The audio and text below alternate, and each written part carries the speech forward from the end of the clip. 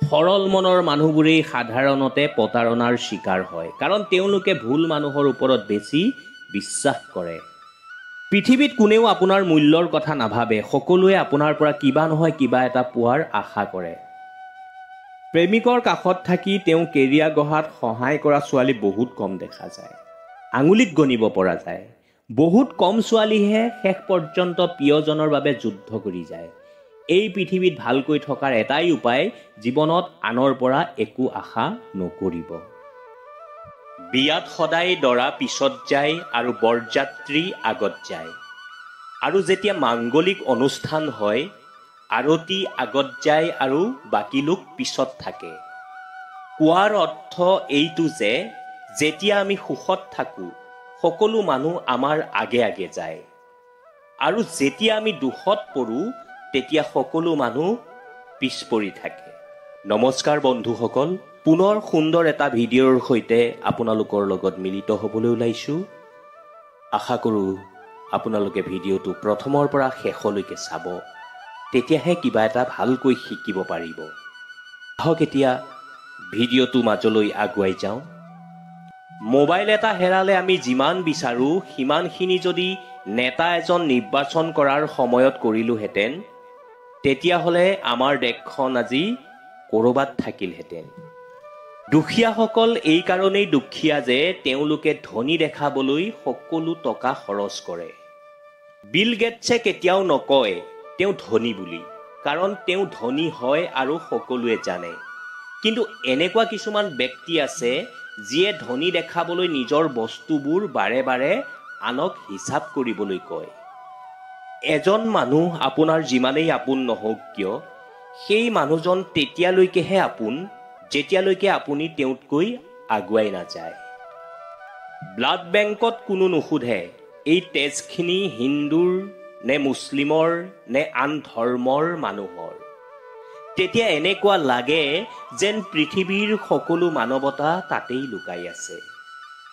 কোনো ছোৱালীয়ে জীৱন সংগ্ৰাম কৰি থকা ল'ৰা এজনৰ লগত বিয়া হ'ব নিবিচাৰে, কিন্তু যেতিয়া সেই ল'ৰাটোৱেই সংগ্ৰাম কৰি কৰি আগবাঢ়ি গৈ সফলতা পায়, তেতিয়া তেওঁৰ ওচৰলৈ যাবলৈ বিচাৰে।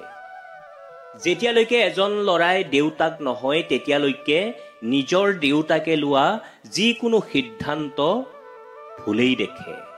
কাৰো লগত বেছিকৈ আপুনি ডুবি নাযাব, তেতিয়া কি হ'ব জানেনে? চাহত ডুব যোৱা বিস্কুটৰ দৰে আপোনাৰ অৱস্থা হ'ব। পৃথিৱীৰ সকলোতকৈ কম বেতনৰ শ্ৰমিক হ'ল পত্নী, কিয়নো তাইক গোটেই জীৱনৰ বাবে এটা ভ্ৰমত ৰখা হয় যে তাইয়েই ঘৰখনৰ মালিক। আমি চকুৰে গোটেই দুনিয়াখনকে দেখোঁ, কিন্তু সেই চকুত যেতিয়া কিবা এটা সোমাই দেখা নাপাওঁ। ঠিক তেনেকৈ মানুহবোৰেও গোটেই দুনিয়াখনকেই ভুল দেখে, কিন্তু নিজৰ গাত যে ভুল আছে সেইটো দেখা নাপায়। ভুল সেইসকলেই কৰে যিয়ে কাম কৰে, আৰু অকামিলাবোৰেতো গোটেই জীৱনটো আনৰ দুখ খুচৰি ফুৰোতেই যায়। কোনোবা ডাঙৰ লোকে কয় জীৱনত টকা উপাৰ্জন কৰি কি কৰিবা, সকলোতো ইয়াতেই এৰি থৈ যাব লাগিব। দেখিব এনেকৈ কোৱা মানুহবোৰেই নিজৰ প্ৰবচনৰ পৰা লাখ লাখ টকা লৈ যায়। যেতিয়ালৈকে আপুনি প্ৰয়োজনীয় হৈ থাকিব তেতিয়ালৈকেহে আপোনাক চিনি পাব, কিয়নো চাকিটো জ্বলোৱাৰ পিছত আমি মেচৰ কাঠিটো দলিয়াই দিওঁ।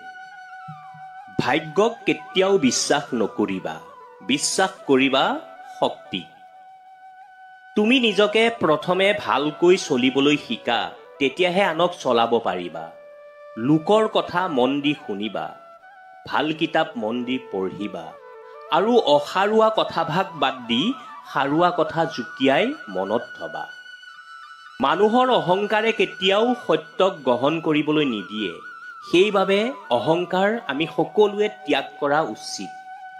আনৰ আচৰণে যাতে কেতিয়াও আমাৰ ভিতৰৰ শান্তি নষ্ট কৰিব নোৱাৰে তালৈ লক্ষ্য ৰাখিব লাগে। জীৱনত যদি আমি ভাল কথা ভাবোঁ তেনেহ'লে আমাৰ জীৱনত ভালেই হ'ব, আৰু বেয়া কথা যদি আমি চিন্তা কৰোঁ বেয়াই হ'ব। গতিকে সদায় ভাল কথাই ভাবিব। জীৱনৰ নিয়ম হ'ল সদায় ভুল মানুহবোৰে আপোনাক সঠিক শিক্ষা দিব আৰু তাক আপুনি গ্ৰহণ কৰি আগুৱাই যাব লাগিব। জীৱনৰ সকলো বস্তুৰ বাবে এটা নিৰ্দিষ্ট সময় আছে। সেয়ে ধৈৰ্য ধৰা আৰু জীৱনৰ প্ৰতি কৃতজ্ঞ হোৱা। জীৱনত যিজনে তোমাক বিশ্বাস কৰে তেওঁক কেতিয়াও মিছা কথা নকবা, আৰু যিজনে মিছা কথা কয় তেওঁক বিশ্বাস নকৰিবা। তুমি যদি আনৰ জীৱনত আশাৰ বন্তি জ্বলোৱা, তেনেহলে সেই পোহৰে তোমাৰ অহা যোৱা কৰা পথকেই আলোকিত কৰিব। য'ত সকলো আশা আকাংক্ষাৰ পৰিসমাপ্তি ঘটে, তাৰ পৰাই জীৱনৰ শান্তি আৰম্ভ হয়। যদি কাৰোবাৰ ওচৰত সম্পূৰ্ণ পৰিয়াল থাকে, ভোজনৰ বাবে পৰ্যাপ্ত খাদ্য থাকে, বাসস্থান থাকে, তেনেহলে সেই মানুহজন কেতিয়াও দুখীয়া নহয়। পৃথিৱীত এনে কোনো বিষ নাই যিয়ে যোগাত্মক বা পজিটিভ মানুহৰ ক্ষতি কৰিব পাৰে, আৰু পৃথিৱীত এনে কোনো অমৃত নাই যিয়ে কোনো ঋণাত্মক বা নেগেটিভ মানুহক সুস্থ কৰি তুলিব পাৰে।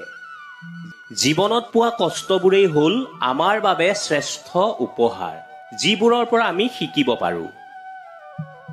কথাকেইটা মন কৰিবলগীয়া। এটা মুহূৰ্তই এটা দিন সলনি কৰি দিব পাৰে। এটা দিনে এটা জীৱন সলনি কৰি দিব পাৰে। এটা জীৱনে গোটেই বিশ্বকে সলনি কৰি দিব পাৰে। গতিকে এনে এটা জীৱন গঢ়িব যাতে আপুনি বিশ্বখনকেই সলনি কৰিব পাৰে। ভৱিষ্যতৰ সপোনত হেৰাই নাযাবা, অতীততো হেৰাই নাযাবা, কেৱল বৰ্তমানত মনোযোগ দিয়া। গৌতম বুদ্ধক কোনোবাই এদিন সুধিছিল, মানুহৰ ভুল ধাৰণা কি? গৌতম বুদ্ধই উত্তৰ দিছিল যে মানুহে ভাবে তেওঁলোকৰ হাতত বহুত সময় আছে। সেইটোৱে হ'ল মানুহৰ ভুল ধাৰণা। ভিৰৰ পৰা সদায় সতৰ্ক থাকিব লাগে আমি, সদায় বাচি থাকিব লাগে আমি ভিৰৰ পৰা। কিন্তু এনেকুৱা কিয়? চাণক্য নীতিৰ মতে এয়া ভিৰেই হয় যিয়ে নেকি আমাৰ পজিটিভ দৃষ্টিকোণটোক নষ্ট কৰি দিয়ে। সেইকাৰণে ভিৰৰ সলনি নিজৰ বুদ্ধিক ব্যৱহাৰ কৰক, আৰু সদায় এইটো কথা মনত ৰাখিব যে তলমূৰ কৰি যোৱাটো বহুত ভাল কথা, কাৰণ এয়াই হৈছে ভদ্ৰতা বা নৰ্মতাৰ পৰিচয়। এই কথাষাৰ সদায় মনত ৰাখিব বন্ধুসকল।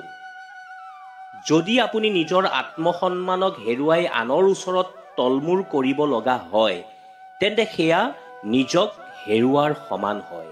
সেইকাৰণে জীৱনত নৰ্ম হওক, একো কথা নাই, কিন্তু তাৰ এটা সীমা থাকিব লাগে। কেতিয়াও কাকো নিজৰ আত্মসন্মানৰ সৈতে খেলিব দিব নালাগে। চাণক্যই কৈছিল, অলপ গহীন গম্ভীৰ আৰু ভাল কথা আমাক দুজনেই ক'ব পাৰে।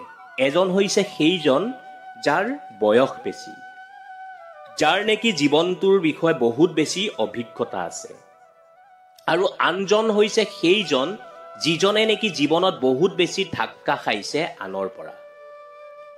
বন্ধুসকল, পানীত পৰিলে কোনো নমৰে, পানীক মিছাতেই বদনাম দিয়া হয়। পানীত পৰিলে মৰে তেতিয়াহে যেতিয়া নেকি পানীত পৰাজনে সাঁতুৰিব নাজানে।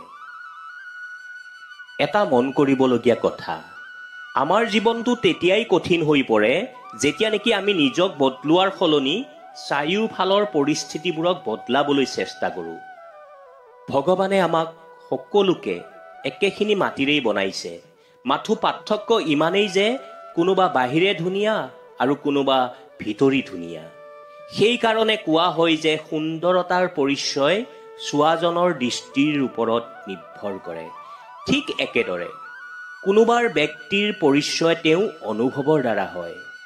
অনুভৱ ভালো হ'ব পাৰে আৰু বেয়াও হ'ব পাৰে। ভাল অনুভৱে আমাক সুখ দিয়ে আৰু বেয়া অনুভৱে আপোনাক এটা ভাল শিক্ষা দিয়ে। চাণক্যই কয় যে আদৰ নাই য'ত, নাযাব আপুনি ত'ত।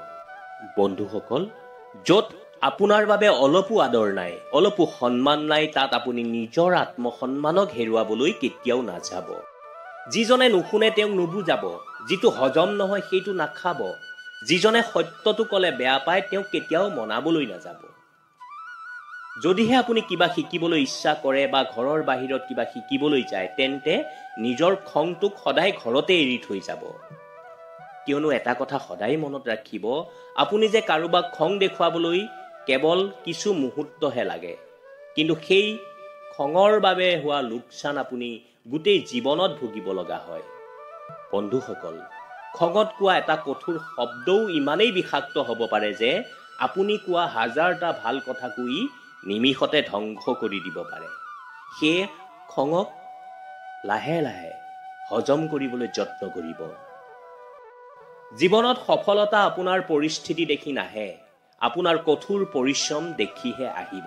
গতিকে কঠোৰ পৰিশ্ৰম কৰক, সফলতাই আপোনাৰ ভৰি চুবহি। সকলোকে ভাল বুলি ভাবিবলৈ বাদ দিয়ক আপুনি, কাৰণ আজিকালি মানুহবোৰ বাহিৰে যেনেকুৱা ভিতৰি তেনেকুৱা একেবাৰেই নহয়। মানুহে অহংকাৰ তেওঁ ভাল সময়ত দেখুৱায়, কিন্তু ইয়াৰ পৰিণাম সময়ে তেওঁক বেয়া সময়ত দেখুৱায়। সেইকাৰণে জীৱনত যেতিয়া আপোনাৰ ভাল সময় চলি থাকে তেতিয়া অহংকাৰ কাকো নেদেখাব, কাৰণ এইখন ব্ৰহ্মাণ্ডত কোনেও নাজানে সময়ে কেতিয়া ওলোটা শৰ মাৰে। মনত ৰাখিব, যিজন লোকে আপোনাৰ বেয়া সময়ত আপোনাৰ আগত আহি আপোনাৰ দুৰ্বলতাবোৰ হিচাপ দিবলৈ লয় আৰু লগতে আপুনি যদি আপোনাৰ সকলো গোপন কথা আপোনাৰ কোনোবা বন্ধুক কৈ দিয়ে, তেন্তে আগলৈ সেই বন্ধুজনৰ দ্বাৰাই আপুনি নিয়ন্ত্ৰিত হ'ব।